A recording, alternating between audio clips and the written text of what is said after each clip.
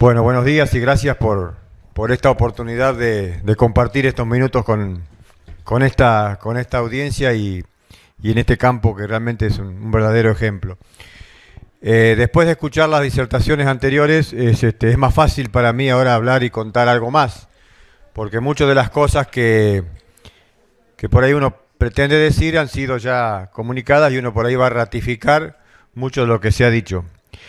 Entonces, en ese sentido vamos a tratar de ser lo más eficiente posible en el uso del tiempo y no repetir mucho.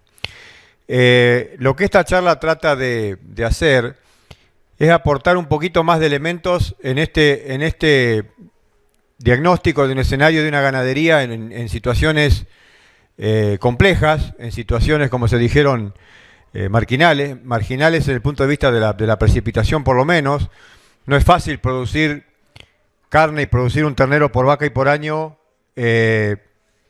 No es fácil producir un ternero por vaca y por año por muchos años con una vaca. Eso quiere decir que necesitamos generar un individuo que sea fértil, que produzca tan temprano como se pueda su primer ternero y que después esté con nosotros en el campo muchos años para que la reposición sea baja, para que entonces el capital se amortice y sobre todo en los tiempos actuales que retener vaquillonas no es una decisión menor por el valor de esa inversión. Y encima pedirle a ese individuo, a esa vaca, que genere un ternero de buen peso. Le estamos pidiendo en los tiempos actuales a la ganadería que además de producir terneros, produzca un individuo que tiene que ser eficiente en las etapas posteriores. Eso se ve mucho en la última década, en los últimos años, donde el feedlot, el engorde a corral, presiona a la ganadería de cría por un novillo eficiente, un novillo que prometa conversión. Consecuentemente no es cualquier ternero el que tiene que hacer esa vaca, es un ternero que tiene que tener algunas características y algunos atributos que antes estaban menos expuestos y visibles.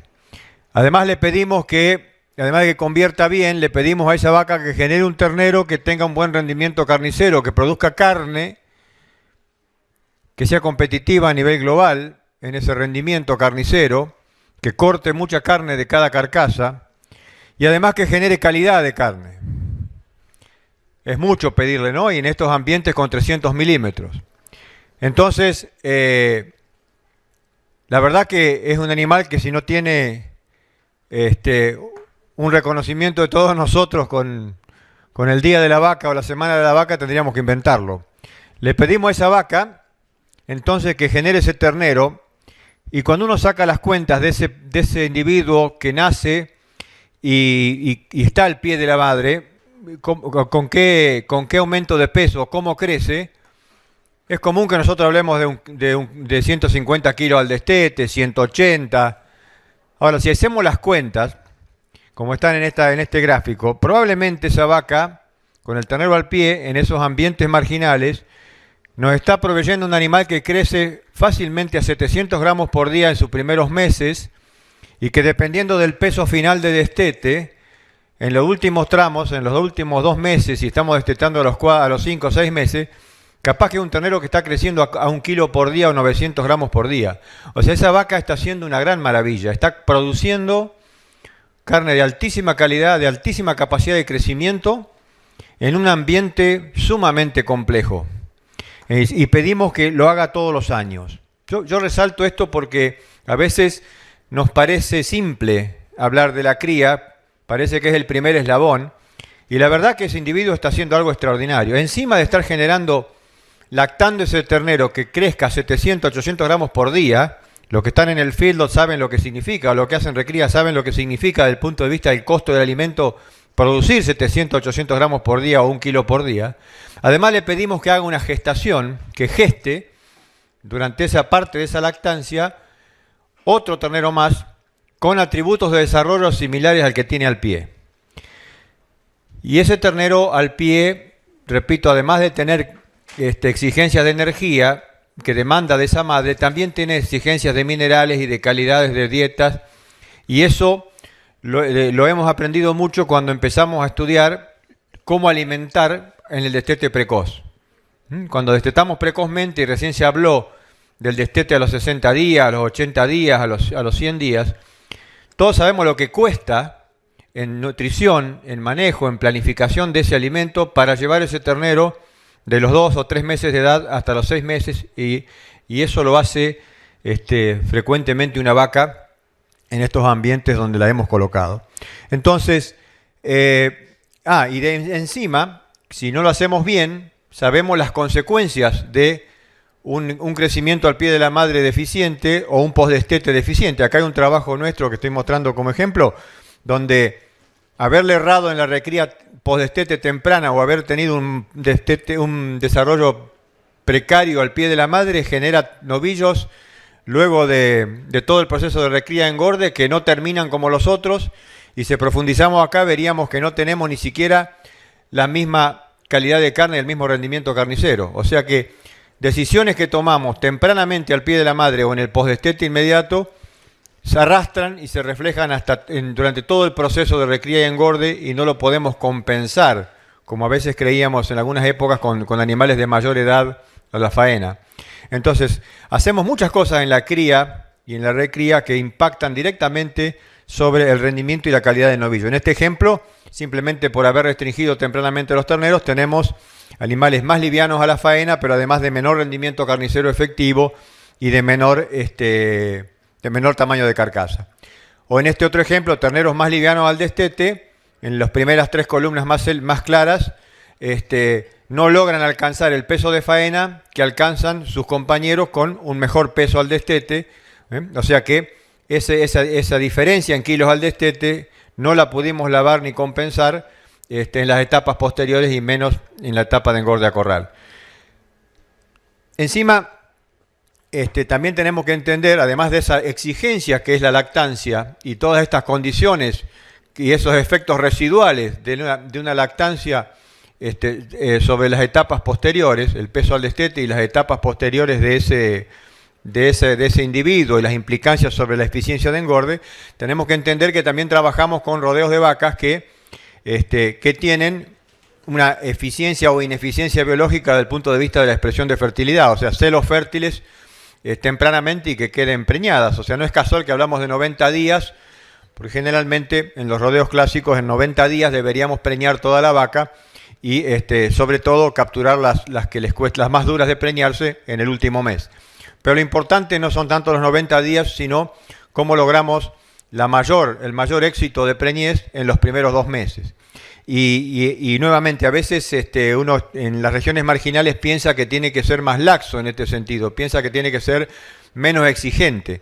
La realidad es que por todo lo que se estuvo hablando hoy, de la disponibilidad de pasto, la variabilidad del pasto, la fragilidad del pasto, desde el punto de vista del momento, y cómo entonces poder planificar el pastoreo, en cuanto todo el rodeo se parezca a una vaca sería mejor. O sea, si hay un lugar donde hay que ser más ordenado, más exigente respecto de la longitud del servicio y del periodo de parición, justamente en estos ambientes, para poder manejar todo el rodeo con requerimientos parecidos y no tener mezclados todas las categorías.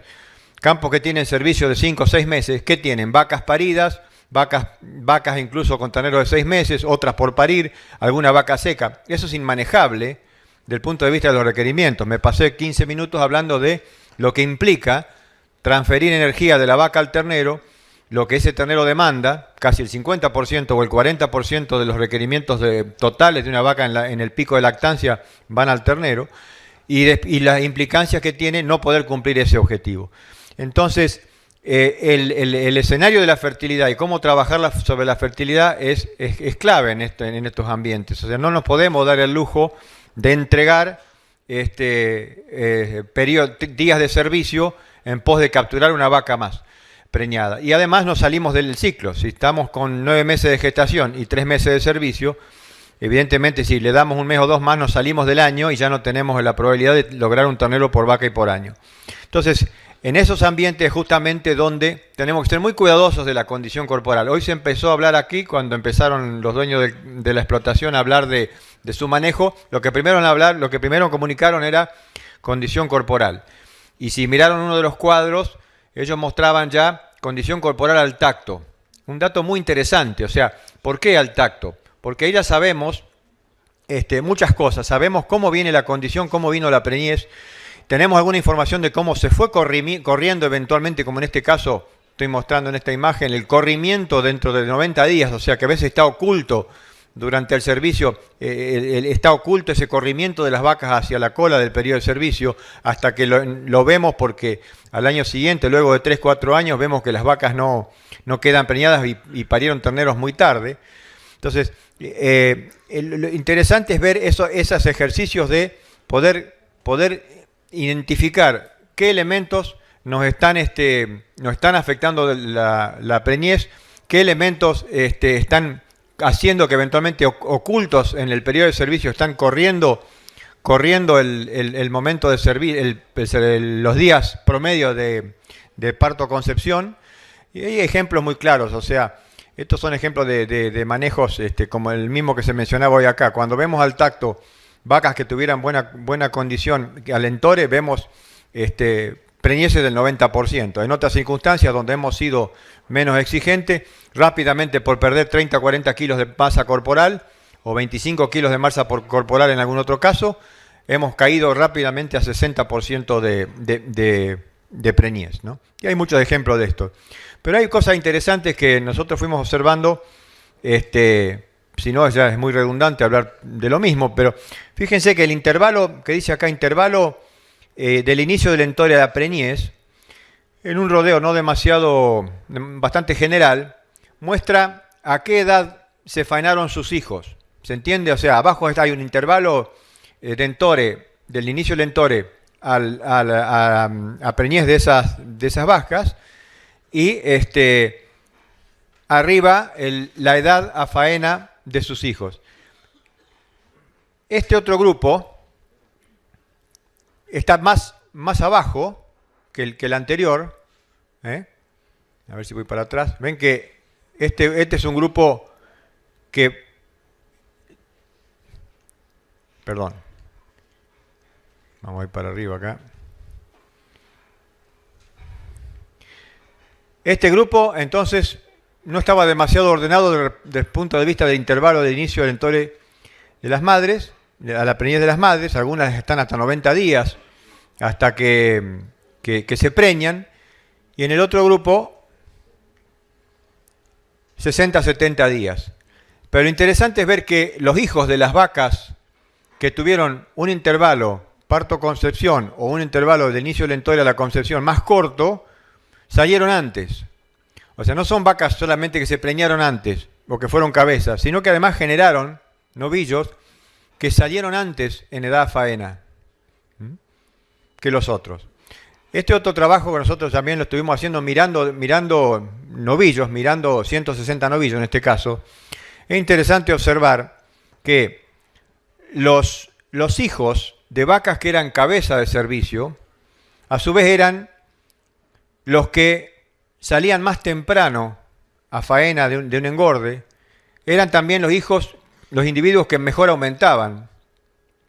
Eran los que tal vez tenían mayor rendimiento de carcasa. Es una cosa interesante esa que yo no esperaba ver. Ahí dice rendimiento al gancho, perdón, 60%, el 60%, ¿sí? El 81% de esos individuos que habían tenido mayor rendimiento al gancho eran hijos de vacas cabeza. Fíjense en área de bife, por ejemplo. El área de bife es un descriptor del rendimiento carnicero. Como uno no puede tener una idea de cuánto rinde en carne efectiva una carcasa, ¿qué hace? Mide el área de bife y presume allí que cuanto mayor área de bife tiene, mayor rendimiento carnicero va a tener. Ahí dice 71 en aquellos que estaban por encima del promedio en área. El 77% de esos individuos que tenían 71 centímetros cuadrados eran hijos de las vacas de los primeros 2 meses de servicio. Entonces ahí hay muchos atributos interesantes que uno captura al manejar rodeos de alta fertilidad y rodeos de tipo cabeza, además de la fecha de nacimiento de sus terneros, de sus hijos, ¿no? Entonces, buscando bibliografía y tratando de entender un poco algunas cosas, uno se puso a buscar trabajos viejos, incluso trabajos de la época que cuando en los años 60 y 70 se hablaba del ordenamiento de rodeos.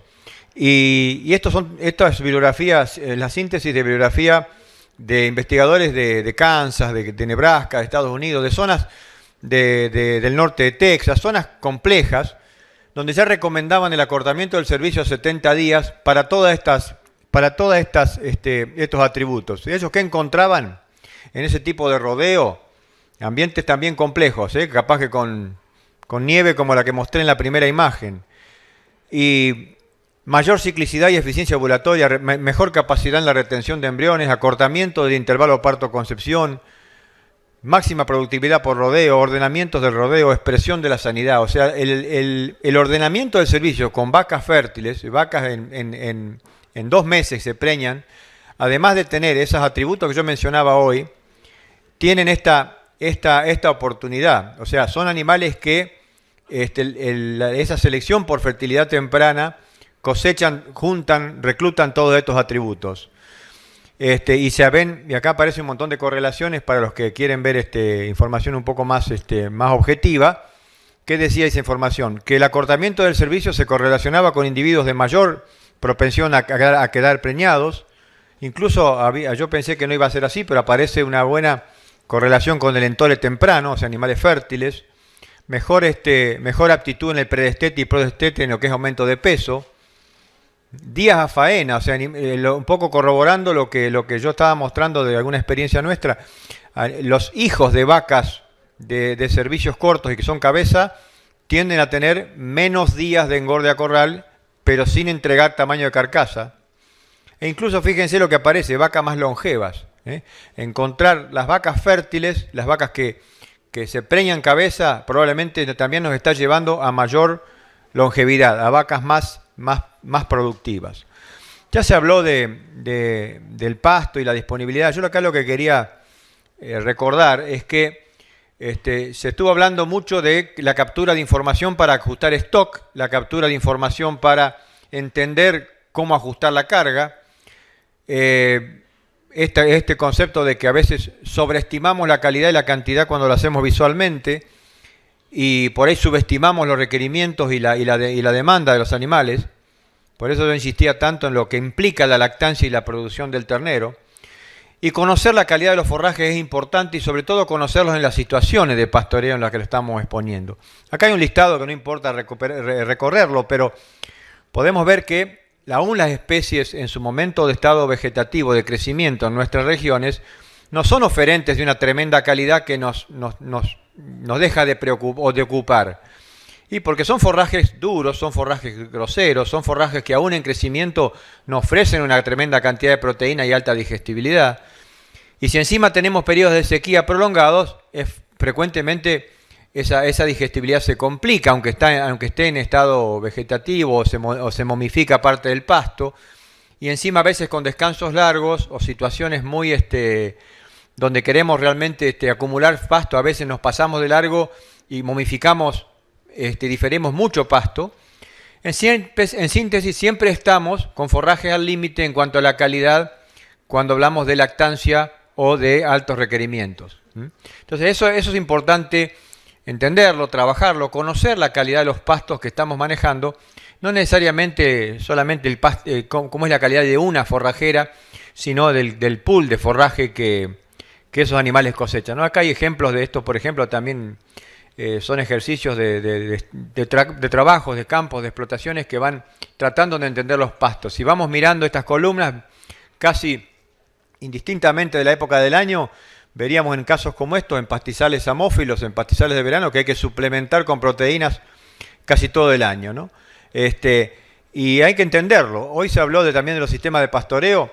Yo acá traje una síntesis de 3 casos donde explotaciones que avanzan hacia organizar sistemas de pastoreo con alta presión de pastoreo, reduciendo la cantidad de días o de meses en pastoreo y gestionando los periodos de descanso como para que no se nos pase de acumulación de forraje de forraje demasiado momificado, ¿no? Algunos casos son, como hay un ejemplo ahí que habla de un mes de pastoreo y 6 meses de descanso. Bueno, por ahí es demasiado frecuente para algunas regiones, pero algún diseño de sistema de pastoreo, más allá de comer pasturas implantadas cuando están verdes, como el pasto llorón o algún otro, y después seguir pastoreando el campo natural como se pueda, algún diseño de pastoreo ayuda a estabilizar la calidad del forraje. Ya se habló bastante de eso. Tal vez la expectativa cuando uno habla de nutrición es hablar de la suplementación. Y bueno, algunos comentarios sobre eso. Generalmente, a veces uno llega a la necesidad de suplementar cuando empieza a ver que la lactancia empieza a deprimir la condición corporal de la vaca. Empezó la lactancia, al mes y medio vemos que la condición se deprime, queremos darle de comer algo para que tal vez la expresión de los celos fértiles no se prolongue mucho. Cuando hacemos eso, probablemente estamos un poquito tarde, o sea, probablemente recuperemos expresión de celos, recuperemos la preñez total, y tengamos algo más de retención fetal, pero probablemente no logremos adelantar la expresión de celos y no ayudemos demasiado al grupo cabeza cuando suplementamos ya sobre la lactancia. Por supuesto va a sobrevivir mejor el ternero, por ahí la vaca no va a estar tan débil al momento del destete, en fin. Pero la suplementación durante la lactancia, que no es el caso de la lechería, en el caso de la cría es complicada, porque además, ¿quién se come el alimento durante una lactancia? Y las vacas que todavía no parieron.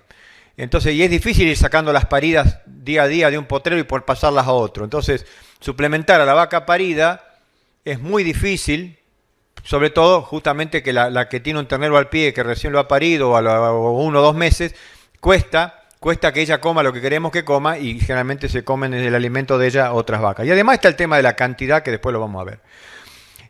Durante el periodo de seca y durante la gestación, sí las suplementaciones tienen un poco más de sentido o de posibilidad efectiva, porque la vaca no tiene un ternero al pie y es un poco más móvil. Y a veces se recomienda esto de suplementar en el último tercio, que ahí sí, por supuesto, vamos a tener un efecto no solamente de incremento de la preñez por mejora de condición, sino mejorar la preñez cabeza, o sea, acortar el intervalo parto-concepción. Y eso, bueno, por supuesto está modulado por la condición corporal. Pero ahí hay una problemática, que es, tampoco podemos exagerar demasiado el tamaño del feto en el último tercio. A mí, desde el punto de vista de la práctica, y con algunos productores lo que yo charlo mucho es, como empecé al principio, no entregar condición corporal en estos sistemas de cría de complejos, porque después es difícil recuperarla, y si tenemos que encontrar un momento para recuperarla, me gusta hablar del postdestete. ¿Por qué? Porque es justamente allí donde ya tenemos una vaca preñada, pero ya al cortar la lactancia, el animalito está en condiciones de incorporar todo lo que consume a sus reservas corporales, recuperar algo de masa muscular, y llegar tal vez con esa suplementación de 2 o 3 meses, llegar al parto en mejor condición, sin tener ese riesgo del incremento del tamaño fetal en el último tramo. Y es una vaca mucho más móvil, una vaca mucho más fácil de manejar con algún tipo de suplemento, y de incluso presionarla para que coma algunos forrajes si es que el suplemento es acorde a esa complementariedad que estamos buscando. Entonces, en ese tipo de vaca que uno trata de sostener, que no se le caiga la condición, es digamos, sugerible, o lo ideal sería hablar de suplementaciones moderadas, modestas. Ahí dice 1 kilo, 2 kilos, pero en realidad en términos del peso vivo es no superar el 0,5% del peso vivo. Generalmente son oferentes concentrados de distinto tipo, pero apuntan a promover consumo de forraje, que ese forraje se haga más digestible, que pase más rápido por el tracto digestivo, entonces genere un poco más de aptitud de consumo, de apetito, y el animal consuma más energía. Son suplementos hasta que se pueden ofrecer en forma intermitente, digamos, porque la proteína recicla en el animal.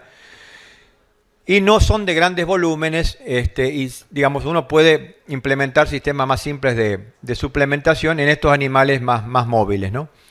En algunos casos hay modelos que requieren suplementación proteica o proteico-energética, sobre todo proteico por periodos largos, y uno sabe que si de esa manera, sin eso no mantiene un consumo de forraje mínimo que mantenga la condición de la vaca. Y eso a veces es difícil de querer y aceptar, pero es la llave en algunos sistemas. Eso es lo que yo ahí menciono como suplementación sistémica, ¿no?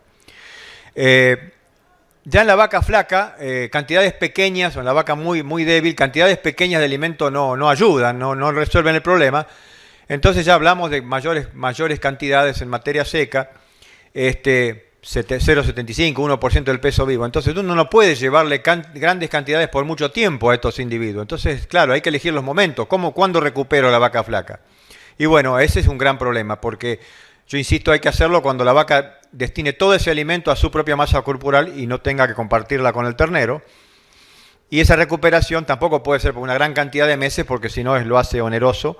Y por eso que uno habla de 2 meses, 3 meses. Si el sistema ya es de vaca flaca todo el año, probablemente estamos haciendo muchas otras cosas mal que no la vamos a resolver con suplementaciones mágicas, ¿no? Cuando ya llegamos al 1% del peso vivo para darle comer, qué sé yo, 4 o 5 meses por año o más, ya estamos hablando de que hay un problema en el sistema, porque esto debiera ser un sistema pasto con estas ayudas para movilizar el consumo de forraje.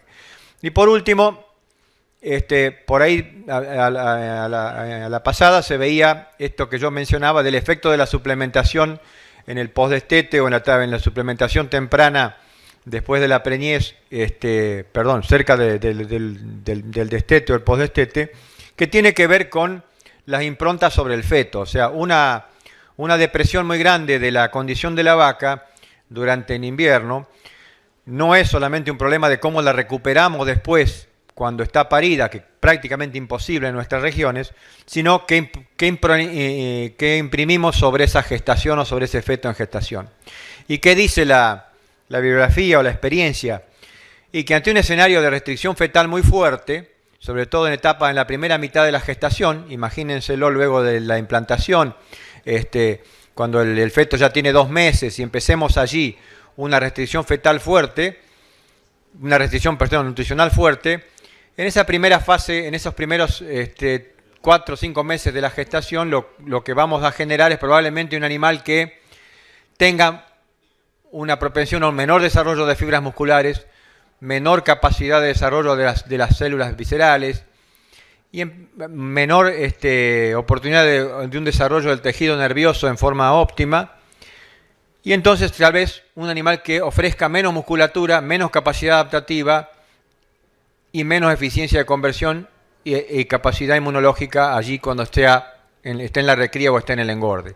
Si la restricción es en la segunda parte de la gestación, donde ya estamos con un ternero, un embrión un feto de 5 o 6 meses, y empezamos una restricción allí, que a veces nos ocurre, que se nos va acabando el pasto y la vaca va perdiendo estado y vamos llegando al parto con una vaca débil, no solamente tenemos dificultad al parto y un ternero más pequeño al parto, sino que probablemente sea un ternero que tenga más dificultad para el engorde equilibrado durante su periodo de crecimiento y engorde, porque es en esa etapa donde se definen los tejidos de engrasamiento, o sea, los adipocitos intramusculares, la grasa dorsal, en fin. Y eso está muy probado, o sea, está bastante estudiado y no vamos a seguir hablando de ese tema. Pero esto nos lleva al punto de que uno tiene que imaginar este animal con escenarios o espacios donde puede tener momentos de restricción, pero oportunidades de recuperación. Este es un ejemplo de otro trabajo que hicimos nosotros, donde comparábamos también vacas que perdían estado y otras que lo ganaban a partir del tacto, y simplemente no había una suplementación muy diferencial entre ambos grupos, sino simplemente disponibilidad de alimento.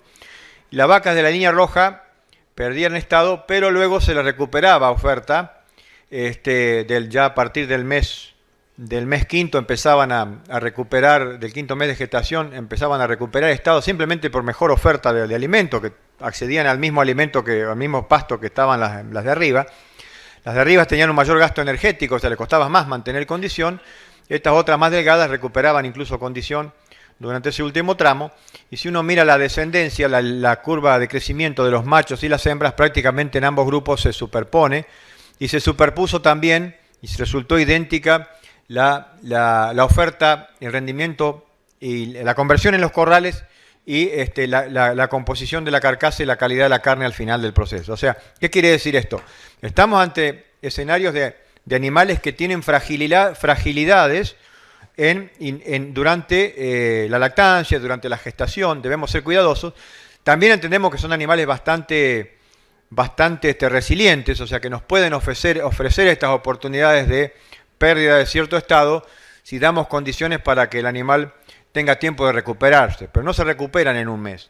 Entonces, esto es lo que yo quería transmitir, o sea, no subestimemos los requerimientos, no los sobreestimemos, pero tenemos allí el arte del manejo y de la observación y del monitoreo. Si no podemos ordenar el rodeo para que entender esto a manera de rodeo y no de animales individuales, y entonces no vamos a poder gestionar la condición de la vaca, que es la clave en estos ambientes. Gracias.